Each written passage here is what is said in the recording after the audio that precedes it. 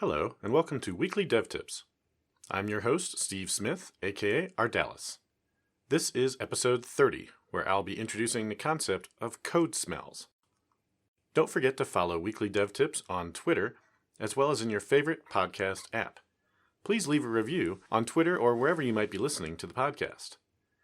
Thanks user TomDevManagerUK for your great review on Stitcher this week.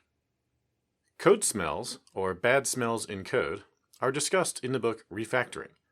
Martin Fowler and Kent Beck discuss them and how they can be used to identify potential places to refactor your code. I've talked quite a bit about code smells over the course of my career. My Refactoring Fundamentals and Azure Refactoring courses on Pluralsight both discuss the topic, with the former going into great depth and covering literally dozens of different code smells.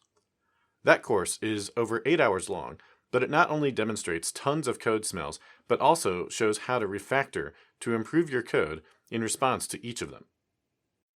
It's important to note that code smells represent things in your code that are just potentially bad. They aren't always bad.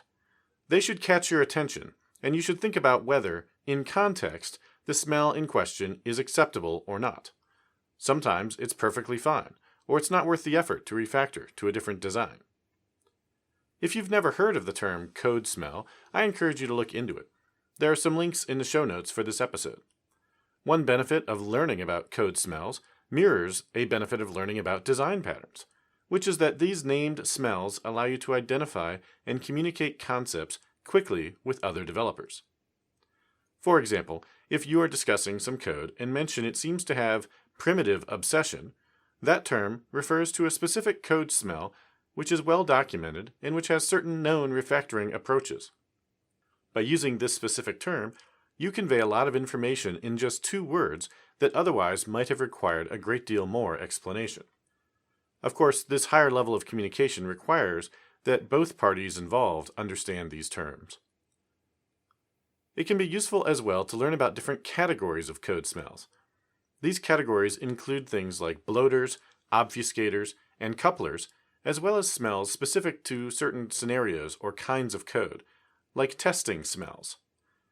These categories help as you're learning about code smells because they let you see a variety of smells that all have similar impacts on the code.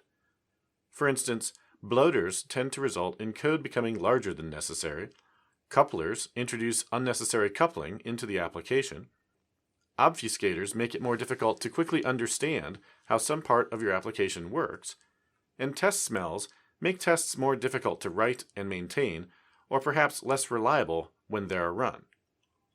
Some code smells you can identify with static code analysis tools, like nDepend. For instance, you can easily write a query in nDepend to return all methods in your application that exceed a certain number of lines of code.